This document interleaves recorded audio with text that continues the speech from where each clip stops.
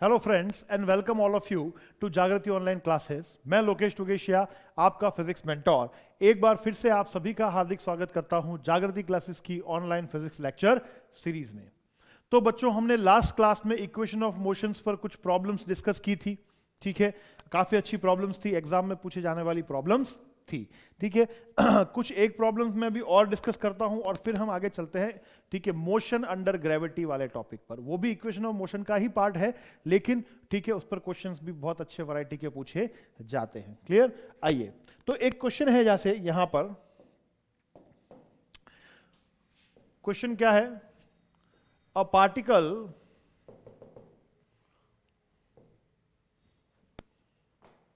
या sorry question आपका कुछ इस तरह से बनता है।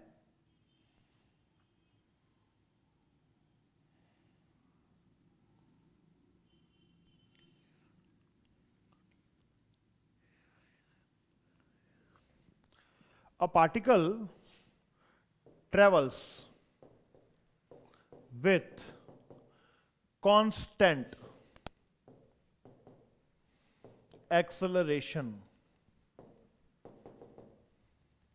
Particle travels with constant acceleration. It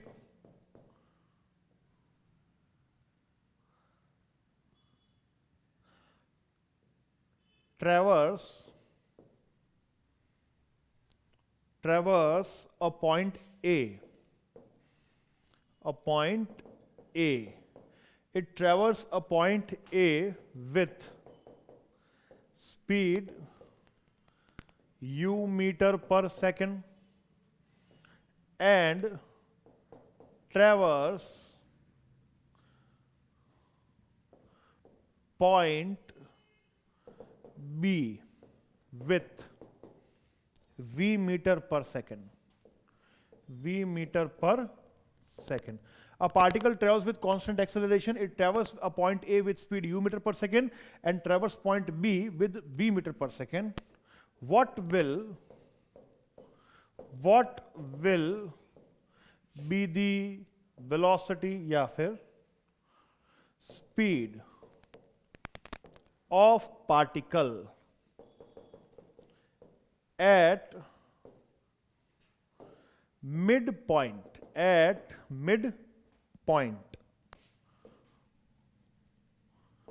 of A and B? बहुत ही अच्छा क्वेश्चन है। देखिए गाइस, क्या कह रहा है, a particle travels with a constant acceleration. Constant acceleration के साथ पार्टिकल ट्रेवल कर रहा है। It traverses a point A with speed u metre per second. A point को वो ट्रेवर्स कर रहा है u मीटर पर सेकेंड के साथ, एंड बी पॉइंट को ट्रेवर्स कर रहा है v मीटर पर सेकेंड के साथ। What will be the speed of particle at midpoint of A and B? Mid point of A और बी के ठीक बीच वाले पॉइंट पर स्पीड यहां पर आपसे पूछी गई है। तो इस क्वेश्चन को किस तरह से सॉल्व करेंगे, आइए बात करते हैं। देखिए सॉल्यूशन हमारा, देखिए लेट यहां पर ये दो पॉइंट्स हैं आपके, ये है आपका पॉइंट ए और ये है आपका पॉइंट बी। इस पॉइंट ए पर पार्टिकल की जो स्पीड है वो है u मीटर पर सेकेंड, और पॉइंट बी पर पार्टिकल की जो स्पीड है वो है v मीटर पर सेकेंड। आपको जो स्पीड कैलकुलेट करनी है वो करनी है इसके ठीक मिड पॉइंट पर। मिड पॉइंट को मान लिया m, और इस यहां पर इसकी स्पीड मान लेते हैं हम vm metre per second. Clear? तो इस तरह से देखिए, यहां पर ये स्पीड आपको कैलकुलेट करनी है, तो ये स्पीड हम कैलकुलेट करेंगे कैसे। देखिए, इसको करने का एक तरह से ये डेरिवेशन ही समझ सकते हो आप, इसका हम फॉर्मूला डेराइव कर रहे हैं गाइस। देखिए किस तरह से, मैं इसको थोड़ा सा ऊपर शिफ्ट करता हूं। पहला,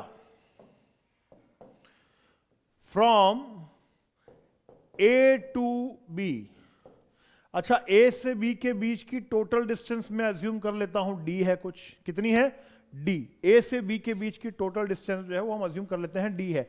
तो फ्रॉम ए टू बी में क्या कर रहा हूं, थर्ड इक्वेशन अप्लाई करता हूं।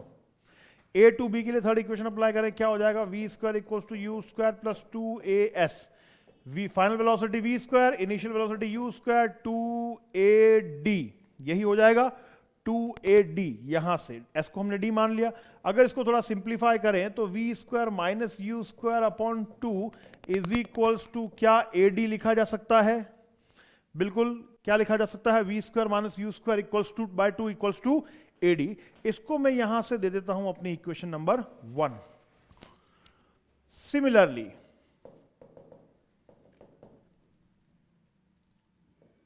फ्रॉम A टू M के लिए भी हम थर्ड इक्वेशन ऑफ मोशन यहां पर यूज करें, A से लेकर के कहां तक? M तक। तो थर्ड इक्वेशन अगर हम यूज करेंगे तो फाइनल वेलोसिटी हो जाएगी आपकी vm स्क्वायर, इनिशियल वेलोसिटी हो जाएगी u स्क्वायर प्लस 2a, यहां पर कांस्टेंट है, और s की जगह हो जाएगा क्या? d बाय 2, क्योंकि मिड पॉइंट बोला गया है तो यहां से a से m की डिस्टेंस आपकी d बाय 2 ही होगी। क्लियर? तो 2 से 2 हमारा कैंसिल हो गया, vm स्क्वायर की वैल्यू क्या बनी? u square plus ad, u square plus ad। Equation 2, putting the value of AD from equation 1। Equation 1 में देखिए हमने ऑलरेडी AD की वैल्यू फाइंड कर रखी है, वो इसीलिए की थी, ठीक है, इसी दिन के लिए, इसी पल के लिए की थी गाइस। AD की वैल्यू यहां पर शिफ्ट करेंगे तो ये हो जाएगा vm square equals to u square plus v square minus u square by 2, u square plus v square minus u square by 2। इसको आप सॉल्व कर सकते हैं। देखिए अगर हम इसे सॉल्व करते हैं तो हमारे पास में आंसर कुछ इस तरह से आ जाएगा, vm square equals to 2u square plus v square minus u square by 2। LCM u square cancel, sorry u square से u स्क्वायर कैंसिल, क्या बच गया? आपके पास बच जाता है vm is equals to v square plus u square divide by 2 का होल रूट। ये आपका फाइनल आंसर हो जाएगा डायरेक्ट। याद रखें इस रिलेशन को, ठीक है, root of v square plus u square divide by 2 का किस टाइम पर याद रखना है? अगर कोई पार्टिकल दो पॉइंट्स को स्ट्रेट लाइन में मूव करते हुए कांस्टेंट एक्सेलरेशन के साथ मूव करते हुए u मीटर पर सेकेंड और v मीटर पर सेकेंड से ट्रेवर्स करता है, तो इन दोनों के ठीक मिड पॉइंट पर, बीच वाले पॉइंट पर पार्टिकल की जो वेलोसिटी होगी, जिस वेलोसिटी के साथ में वो मूव करेगा, वो वेलोसिटी होगी guys root v square plus u square by 2। I hope it is clear to all of you. Root v square plus u square by 2। Clear है? चलिए, तो इस तरह से इक्वेशन ऑफ मोशन से हम रिलेटेड क्वेश्चंस जो है वो सॉल्व कर सकते हैं। आगे बढ़ते हैं हम हमारे नेक्स्ट टॉपिक पर, जो कि है motion under gravity. Motion under gravity कौन सा मोशन है? मोशन अंडर ग्रेविटी, ठीक है। इफ ऑब्जेक्ट और particle releases from some height, then it travels in air. It travels in air only under the influence of gravity। इसी को कहते हैं motion under gravity.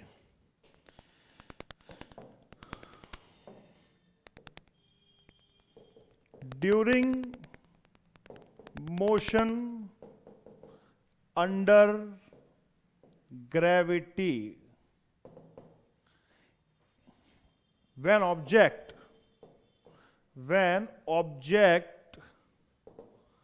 releases or dropped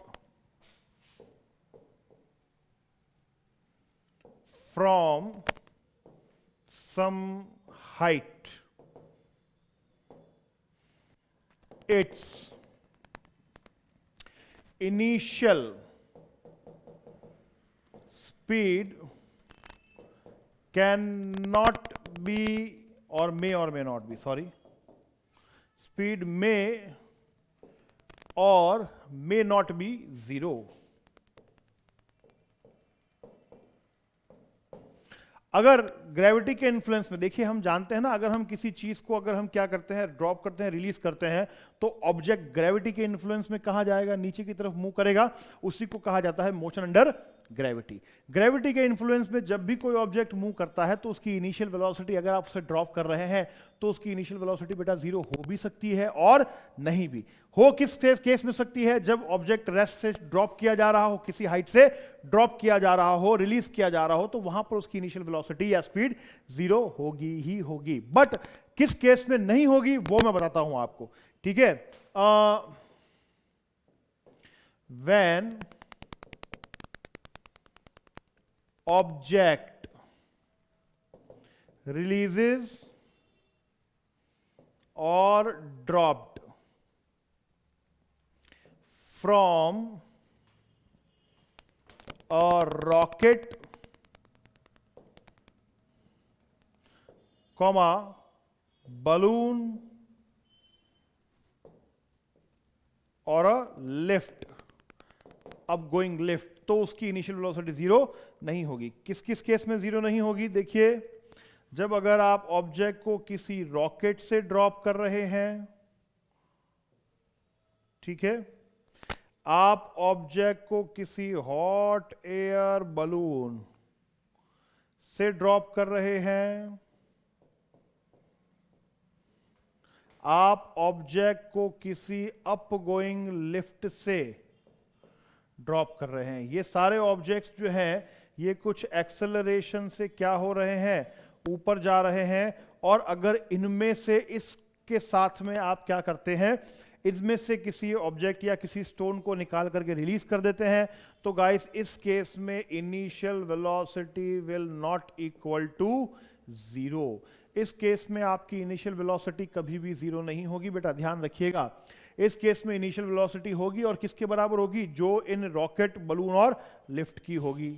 ये आपका rocket, ये हो गया बैलून और ये लिफ्ट। क्लियर है? I hope it is clear to all of you. ठीक, चलिए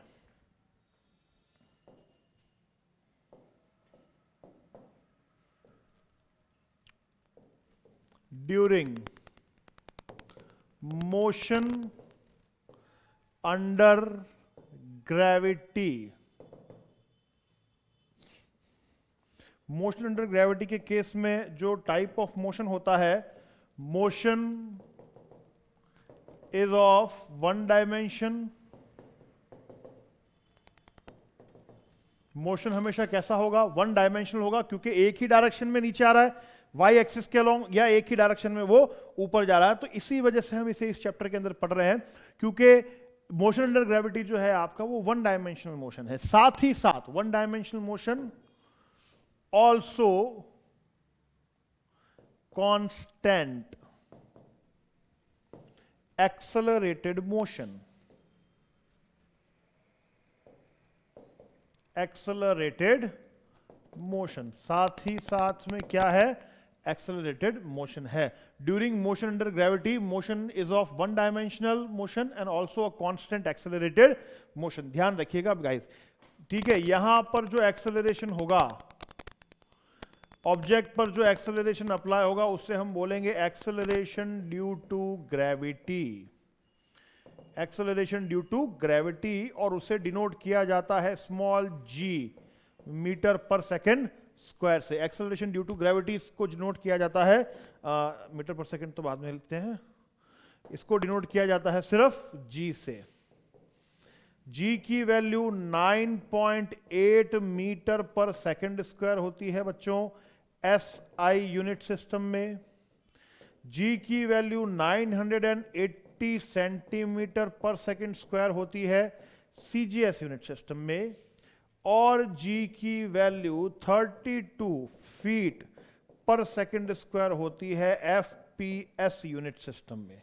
आप नोट कर सकते हैं यहां पर 32, कभी FPS में भी क्वेश्चन पूछ लिया जाता है तो वहां पर G की वैल्यू आपको अप्लाई करनी है 32 फीट पर सेकंड। G की ये डिफरेंट वैल्यूज होती हैं, लेकिन ये सारी पर्टिकुलर कंडीशन में कांस्टेंट है, सारी की सारी वैल्यूज पर्टिकुलर कंडीशंस में कांस्टेंट है।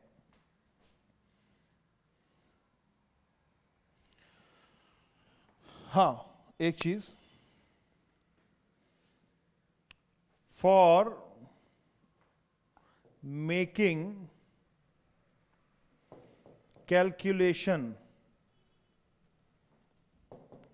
इजी, G की वैल्यू को कभी कभार 10 मीटर पर सेकंड स्क्वायर भी ले लिया जाता है। एक्सेलरेशन ड्यू टू ग्रेविटी की वैल्यू को 10 मीटर पर सेकंड स्क्वायर भी ले लिया जाता है, लेकिन ये तभी कंसीडर करना है गाइस जब ये आपको क्वेश्चन में बोला हुआ हो कि take G is equal to 10 metre per second square for the sake of, ठीक है, कैलकुलेशन इजी करने के लिए G को 10 मीटर पर सेकंड स्क्वायर ले लीजिए। अगर क्वेश्चन में आपको कभी भी G की value 10 metre per second square लेने के लिए नहीं बॉदर किया जाएगा तो हमेशा ध्यान रखिएगा G की वैल्यू फिर उस केस में आप सिर्फ और सिर्फ कौन सी पुट करेंगे, 9.8 मीटर पर सेकंड स्क्वायर वाली, जब तक कि आपको बोला ना गया हो। Clear?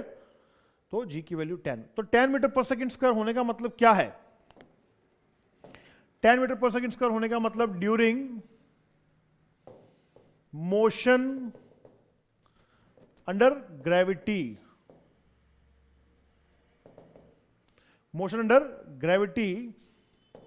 Speed of object changes by 10 metre per second in each second. G की value 10 metre per second square होने का मतलब क्या है कि मोशन अंडर ग्रेविटी करते समय ऑब्जेक्ट की जो स्पीड होगी वो हर सेकंड 10 मीटर पर सेकंड से चेंज हो जाएगी। कैसे चेंज हो जाएगी, आइए देखिए एक डायग्राम से समझते हैं। सपोज ये आपका एक ग्राउंड रेफरेंस है, यहां पर एक बॉल है, इस बॉल को, ये आपका ग्राउंड है बेटा, ये क्या है, ग्राउंड।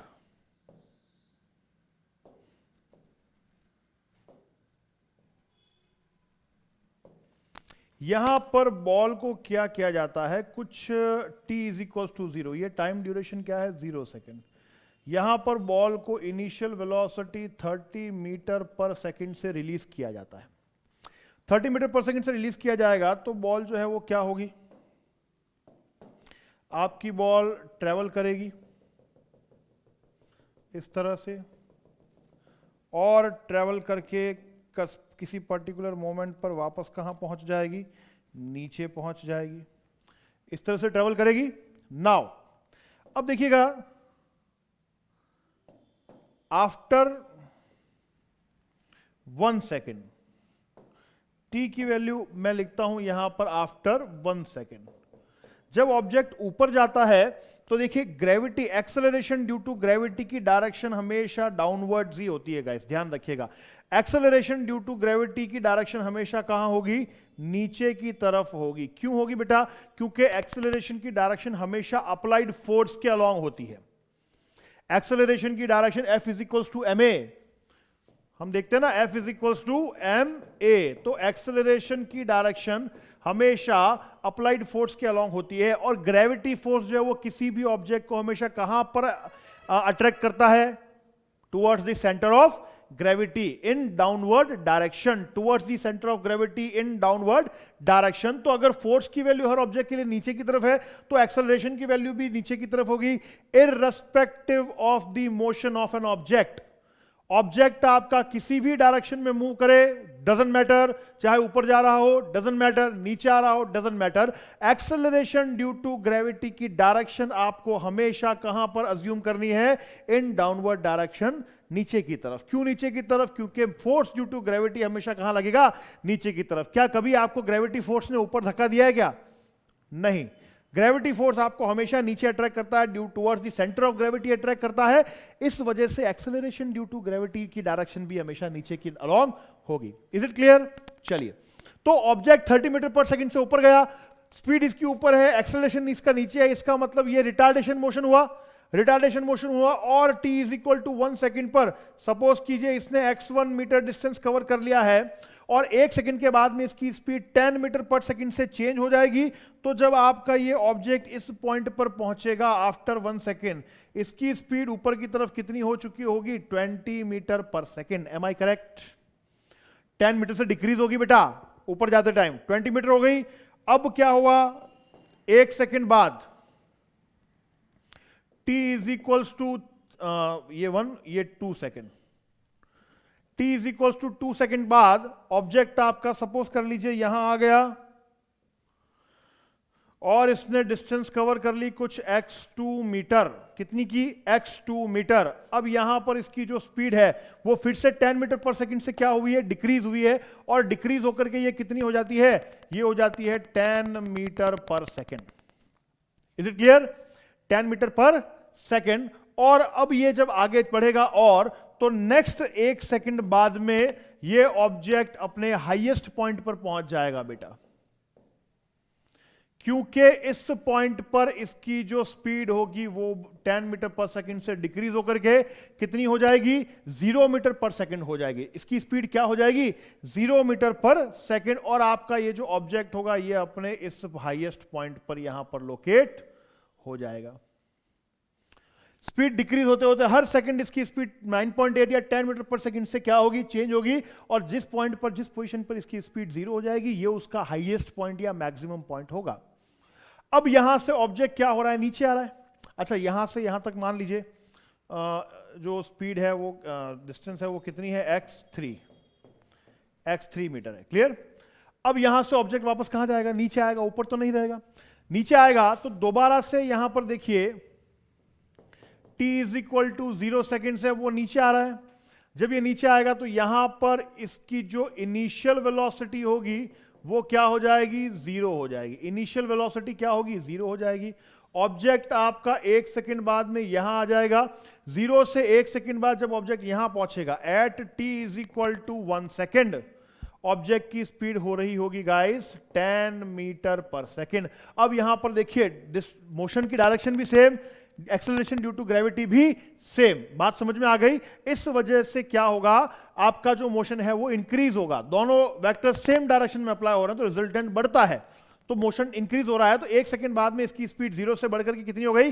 10 metre per second. उसके बाद में जब ये ऑब्जेक्ट, ठीक है, t is equal to 2 second पर यहां आएगा तो इसकी स्पीड फिर से बढ़ के हो जाएगी 20 मीटर पर सेकंड, और 3 सेकंड्स के बाद जब ऑब्जेक्ट यहां आएगा तो वेलोसिटी सेम वापस हो जाएगी कितनी? 3 मीटर पर सेकंड। टाइम हो जाएगा t is equal to 3 second. इस तरह से किसी ऑब्जेक्ट का ग्रेविटी के इन्फ्लुएंस में मोशन जो है यहां पर कंडक्ट होता है। तो क्या क्या रिजल्ट मिला हमें यहां पर? देखिए क्या क्या इस मोशन से, क्या क्या मतलब इस डायग्राम से क्या क्या रिजल्ट मिले हमें gravity under motion under gravity के इन्फ्लुएंस में, कि time of ascent is equals to time of descent. देख रहे हैं आप, जितना टाइम इसको ऊपर जाने में लग रहा है उतना है का उतना ही टाइम इसको नीचे आने में लग रहा है। कितना टाइम इसने ऊपर जाने में लिया? 3 सेकंड्स, तो इसको नीचे आने में भी टाइम सेम लगा, कितना? 3 सेकंड्स। क्लियर? दूसरी चीज, at a particular horizontal point speed of object in upward motion and in downward motion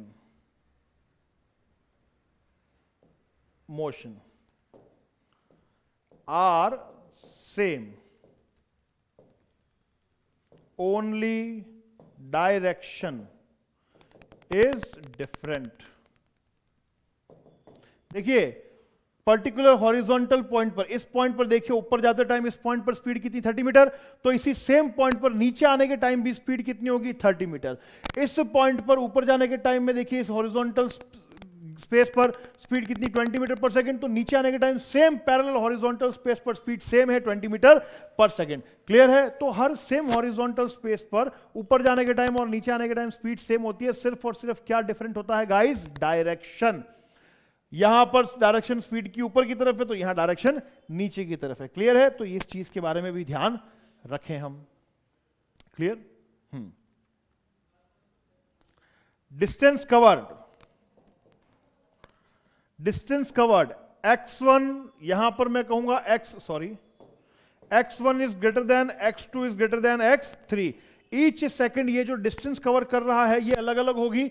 पहले सेकंड में इसकी डिस्टेंस सबसे ज्यादा होगी, दूसरे सेकंड में इसकी डिस्टेंस क्या होगी? सबसे कम, और तीसरे सेकंड में x3 डिस्टेंस क्या होगी? सबसे कम। क्यों होगी? क्योंकि यहां पर स्पीड सबसे ज्यादा है, तो एक सेकंड में ये 30 मीटर डिस्टेंस कवर कर लेगा, नेक्स्ट सेकंड में ये 20 मीटर डिस्टेंस कवर करेगा, और इसके नेक्स्ट सेकंड में ये ओनली 10 मीटर डिस्टेंस कवर करेगा।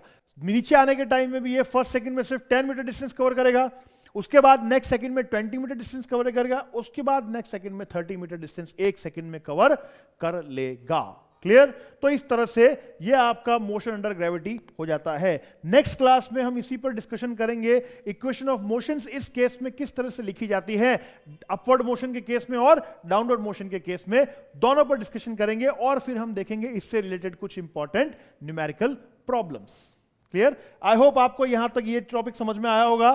क्लियर? नेक्स्ट क्लास में हम इस पर नेक्स्ट डिस्कशन करेंगे गाइस।